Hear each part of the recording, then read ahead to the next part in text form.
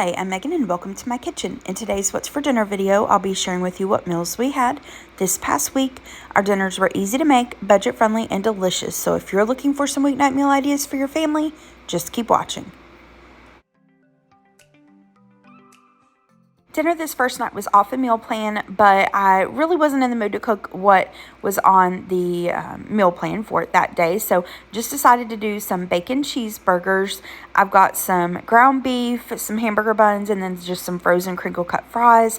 I did season up the hamburgers with some of the Steak and Shake seasoning, and I just cooked them in a skillet on top of the stove, and then we loaded them up with the toppings of our choice, and that was our dinner that night.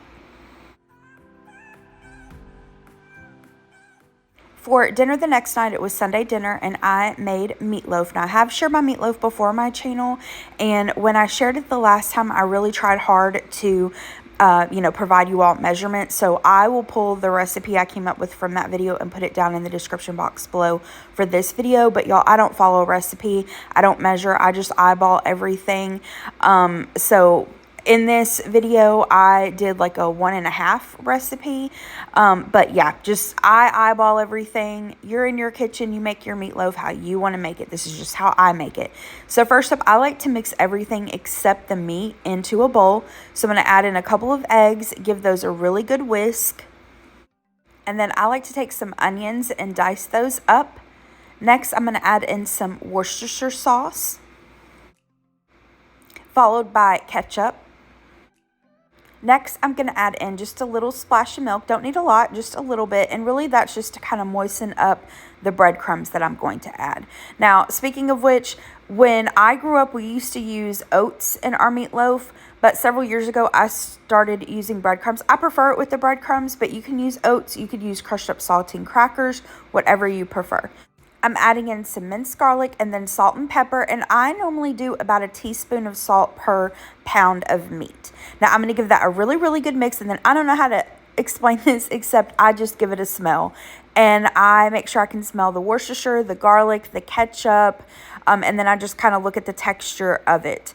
So that's what I did here. You can see I kind of added a little bit more Worcestershire sauce. Next, I'm going to add in my ground meat. Now, you could do a combination of ground meats. I usually just stick with ground beef, and then you want to do like an 80-20 or 85-15, sorry. You don't want to go too lean on meatloaf because otherwise it'll just be really dry. So once I add in the meat, I just kind of take my hands and squish it all together. That's the best way I can describe it, until it's, pretty well mixed. And then I'm going to place it into a greased baking dish and just kind of form it into a loaf. Again, you can use like a bread loaf pan and do it that way if you'd prefer it. Now, for the topping, I'm going to add some ketchup to a bowl. And then sometimes I add barbecue sauce, sometimes I don't. Just really depends on my mood that day. Today I added it. And then a couple more dashes of Worcestershire sauce and some brown sugar. I'm going to give that a good mix, give it a little taste, and then I can adjust from there. Now, some people prefer to bake their meatloaf before they add the topping, and you can totally do that, but I prefer to just add the topping and bake it, all at the same time. The topping gets really thick and glazed. It's really good. So I'm going to take that and then just spread it all over the meatloaf, and then this is going to go into a preheated oven. I had it set at 375 degrees, and I baked mine for about 40 minutes. Really just depends on how thick you make your meatloaf.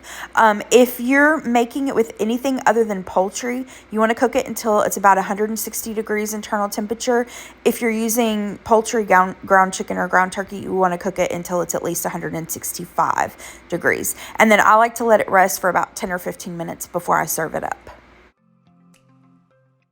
Now for the sides, first up, I'm going to make, my family, we call it creamed corn, but most people I think would probably call it like skillet fried corn, but whatever you want to call it, it's delicious.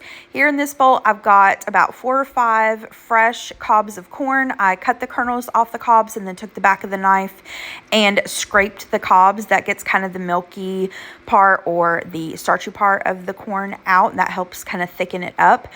In this cast iron skillet, I've got several tablespoons of butter over about medium heat. Once the butter has melted, I'm going to add in the corn. And then normally mom just uses water or milk, but I had some of this plant-based cream on hand that I really needed to use up. So I'm going to add that, and then you'll see me add some water in just a minute. I'm going to season this up with a little bit of salt and pepper, and then give that a really good stir. And then basically you're just going to simmer this for maybe about 30 minutes or so.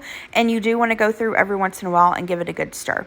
Now here on the back burner, I've got these Glory seasoned green beans. They say they're with potatoes, but I saw like 2 little teeny tiny pieces of potatoes.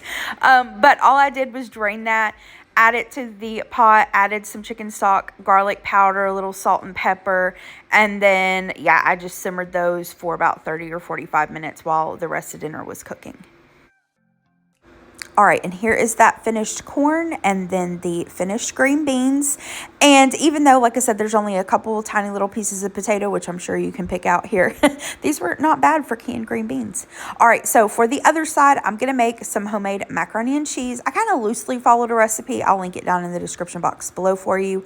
In this pot here, I had boiled up some pasta previously, and, you know, that's to the side draining. I'm going to add in some butter. Once that has melted, I'm going to add in some flour, give that a good whisk, and then cook that for a couple minutes. Next, I'm going to whisk in some milk. And as you can see, it's kind of lumpy and you might think you've ruined it. You haven't, just keep whisking. And once we get that whisk together, you're going to let this simmer until it starts to thicken. It just takes a couple minutes or so. Now, I'm going to add in some Velveeta cheese that I cubed up. If you don't want to use Velveeta, don't use it. And then same thing with that plant cream. I'm just trying to use it up, so I'm going to add a splash of that. You could also just use milk or heavy cream, whatever you got. Now, once the Velveeta has melted, I'm going to whisk in some just shredded cheddar cheese. And I forgot to mention this, but at this point, my heat is on about medium low. You don't want it real high on this because you don't want your cheese to scorch. Season this to taste with some salt and pepper. And once the cheeses are melted, your sauce is done. And look how creamy that is and thick. Now, give this a taste. Adjust the seasonings to your taste. I decided I wanted to add a splash of milk, some more salt and pepper, and then I decided to toss in some smoked paprika, onion powder, and garlic powder. And again, I just did all of that to taste. Once I've got my seasonings added in, I'm going to give that one final really good whisk, and then I can add my cooked pasta. Now, I just took some elbow macaroni noodles, cooked them according to the package directions in some salted water, and then drained it. You could use whatever kind of pasta you want. I'm going to give that a good mix, and then really this is done. You could place this into a greased baking dish at this point and bake it in the oven at maybe 350 for like 30 or 45 minutes or so. You could top it with some shredded cheese, with some Ritz crackers, breadcrumbs, whatever you like, but I'm just doing it on top of the stove tonight. And then last but not least, this morning for breakfast, I'd made some biscuits using the Southern Biscuit mix. And so we had a couple left over. I just heated those up, you know, just a way to use that up. And y'all, if you can find that Southern Biscuit mix, around me, it's, you know, I can find it in the regular grocery stores. If you don't live in the South, you may not be able to find it. I know people have said they can find it on Amazon. If you can find it, I highly recommend it. That biscuit mix is delicious. Like every time I use that, Gary just raves about them, and they are delicious. But here are the plates. We've got some of the macaroni and cheese, the corn, the green beans, green beans for me. I didn't serve Gary any. And then we've got the biscuit, and this was delicious. It was so good. For dinner the next night, a big salad just sounded really good. So we did like an at-home salad bar. I just raided the fridge and pantry and set out some stuff, and we just made big salads. So here's what I used for mine. Gary ate later than I did, and he added some things that I don't show here. Like he added olives and pickled beets, and he used ranch dressing instead of honey mustard. But yeah, that was our dinner this night, and our salads were so good. I love me a good salad bar, and that's what I was trying to recreate at home, and it completely hit the spot.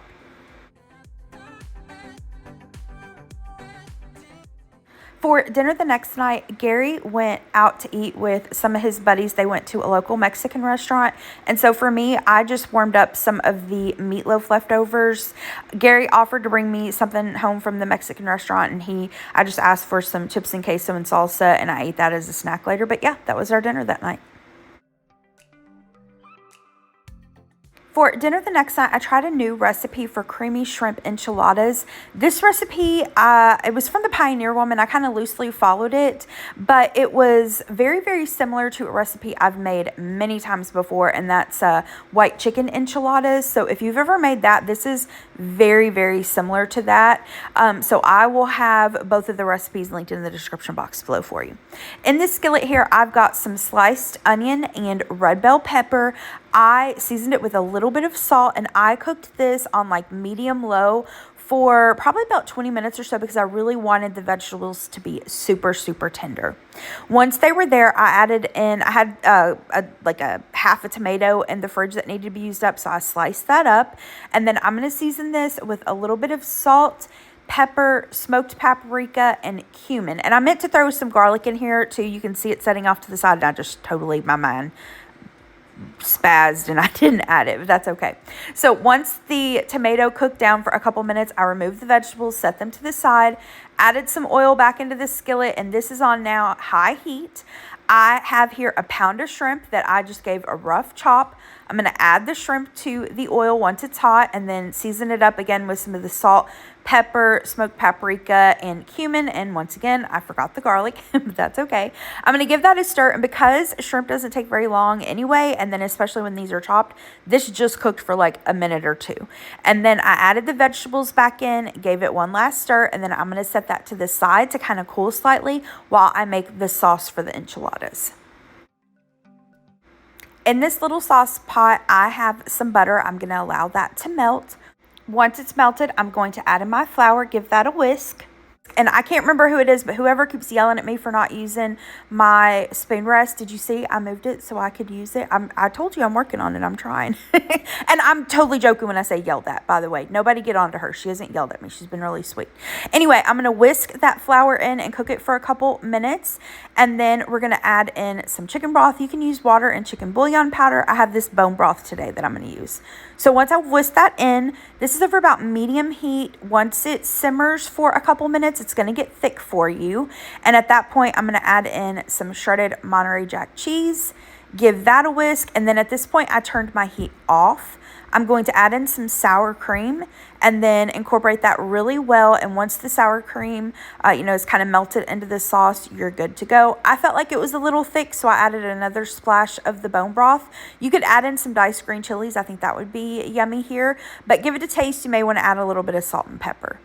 So here I've got some tortillas. Yes, I'm using flour tortillas. Yes, I know. Authentic enchiladas would be corn tortillas. If you want to use corn tortillas, be my guest. You don't need my permission, but be my guest. I don't know anything about this recipe. That is authentic, but it's delicious nonetheless. So like I said, if you want to use flour or corn, you do what you want. I've added some shredded Monterey Jack cheese, and then I'm going to add the shrimp and veggie filling. Once I've got my enchiladas rolled up and putting them into a greased casserole dish, I'm going to add the sauce on top of that, and then this is going to go into a preheated oven. I think the recipe said 400 degrees for like 10 or 15 minutes, but I'm a rebel and I didn't follow that. I had it at 375 degrees, and I think I baked it for about 25 minutes or so. I mean, everything's cooked. You're just really warming everything through. So yeah, it's totally fine. But this is what it looked like when it was done.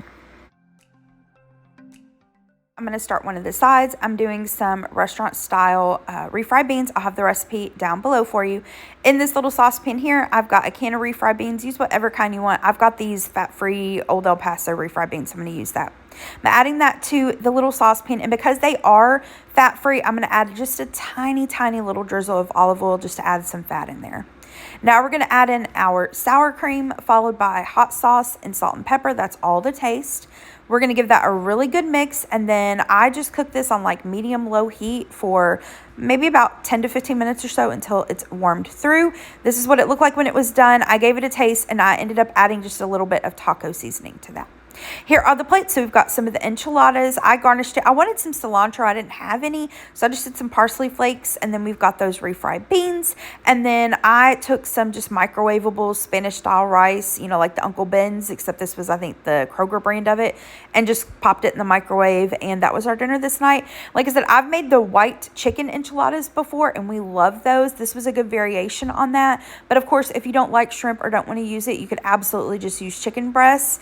And these were really good. I really enjoyed the filling, including the vegetables. It was delicious. I would definitely make this again. For the last dinner in this week's video, we decided to do a snacky dinner. So we grabbed a couple things from Kroger. We got the salami and pepperoni tray. It's got crackers and cheese as well. We got a little vegetable tray, and then we had some honeycomb in our pantry, as well as some olives and sweet gherkins. We had some alouette, and then I'd picked up some figs at Publix, and then off to the side, I forgot to picture it, but we also had some strawberries and grapes. So yeah, we just made little snacky plates, and then we ate that while watching the new Twisters movie, and then I made us a little snack tray like we were at the theater. So we had some popcorn and candy, and then we've got some beaver nuggets, some kettle corn, and some like butter spray for our popcorn. And yeah, we just watched the movie and snacked, and everything was delicious. It was so good, and we really enjoyed the movie. All right, that is it for this week's video. Thank you so much for watching. I hope that you liked this video. If you did, hit the thumbs up button below and subscribe to my channel if you're not already. And I hope you have a great rest of the day. Thanks so much. Bye-bye.